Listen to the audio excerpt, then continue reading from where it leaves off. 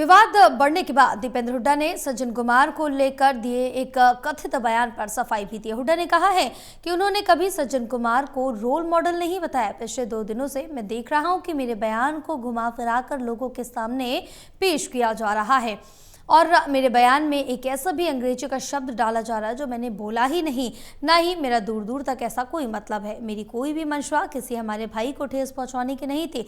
सिख समाज के हमारे भाइयों को तो ठेस पहुंचाने की मैं सोच भी नहीं सकता, ना मेरी कभी कोई भावना ऐसी थी। लेकिन फिर भी सिख समाज हमारा अपना परिवार है। अगर किसी भी भाई की भावनाओं को ठेस लगी हो तो मैं आपका भाई हूँ, मैं खेद प्रकट करता हूँ। मेरी मंशा, मेरा मकसद किसी का दिल दुखी करना नहीं था। सिख समाज हमारे देश का गौरवशाली समाज है और मुझे गर्व है ऐसे समाज पर जिन्होंने हम सबके लिए जो कुर्बानियां दी उसको हम कभी भूल नहीं सकते। आज भी देश की सीमाओं की रक्षा हो, चाहे देश की आज़ादी की लड़ाई हो, सिख कौम ने देश के लिए जो कुर्बानियां दी हैं उस पर हमें गौरव है और हमारा सिख समाज के साथ एक परिवार जैसा रिश्ता है। कभी भी ज़रूरत हुई तो छोटे बड़े भाइयों की तरह आपस में हम हमेशा साथ खड़े रहें, ऐसा हमारा रिश्ता है। मैंने कल भी इस बात को क्लैरिफाई किया कि पिछले 2 दिन से मैं देख रहा हूं कि कुछ लोग मेरी बात को तोड़ मरोड़ के लोगों के सामने रख रहे हैं।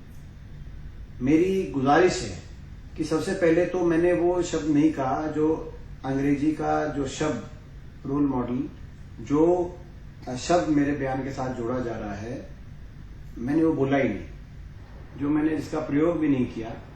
मेरी कोई भी मंशा किसी हमारे भाई को ठेस पहुंचाने की नहीं थी। सिख समाज के हमारे भाइयों को तो ठेस पहुंचाने की मैं सोच भी नहीं सकता, ना मेरी कभी कोई भावना ऐसी थी।